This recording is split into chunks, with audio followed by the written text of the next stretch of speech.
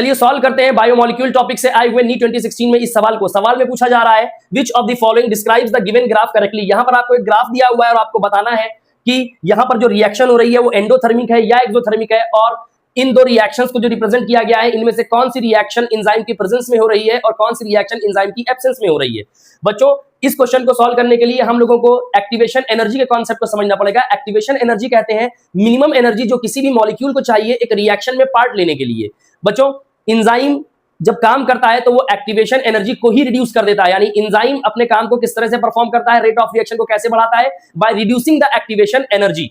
बच्चों तो यहां पर क्या हो रहा है, देखिए ये जो बी रिएक्शन है ये एक्टिवेशन, ये जो बी दिखा रहा है ये एक्टिवेशन एनर्जी को दिखा रहा है, यानी पहले केस में बी वाले केस में एक्टिवेशन एनर्जी इतनी है, ए जो है ये भी एक्टिवेशन एनर्जी को दिखा रहा है, यानी ए वाले केस में एक्टिवेशन एनर्जी कम हो रही है। यानी एक चीज तो क्लियर है कि ये जो बी रिएक्शन मान लीजिए हो रही है ये एंजाइम की एब्सेंस में हो रही है क्योंकि इसमें एक्टिवेशन एनर्जी ज्यादा है, और ए रिएक्शन जो हो रही है बच्चों ये एंजाइम की प्रेजेंस में हो रही है, यानी यहां पर एक्टिवेशन एनर्जी कम है। एक चीज सॉल्व हो गई। अब दूसरा पॉइंट आपको बताना है कि ये रिएक्शन एक्सोथर्मिक है या एंडोथर्मिक है। बच्चों अगर सबस्ट्रेट और प्रोडक्ट दोनों अलग अलग लेवल पर है तो रिएक्शन एक्सोथर्मिक या एंडोथर्मिक हो सकती है। अब किस लेवल पे बात की जा रही है बच्चों, अब आप देखिए जरा यहां पर कि सबस्ट्रेट के पास इतनी, यहां से अगर शुरू हुआ है तो सबस्ट्रेट के पास इतना पोटेंशियल एनर्जी है, और बच्चों जो प्रोडक्ट बन रहा है हमारे पास उसके पास इतनी पोटेंशियल एनर्जी है, यानी सबस्ट्रेट से प्रोडक्ट जब बना तो रास्ते में क्या हो रहा है, यहां पर सबस्ट्रेट के पास एनर्जी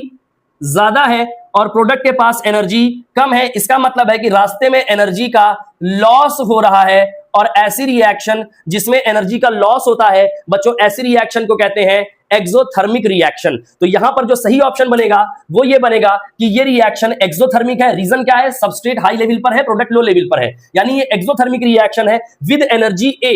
ए एनर्जी जो है ये एंजाइम की प्रेजेंस में है, और जो बी एनर्जी है बच्चों वो एंजाइम की एब्सेंस में है। इस तरह से जो करेक्ट ऑप्शन हमारा बनेगा वो बनेगा ऑप्शन बी। ऐसे ही और सवालों के लिए चैनल को सब्सक्राइब करें और अपने फ्रेंड्स को भी शेयर करें। Thank you.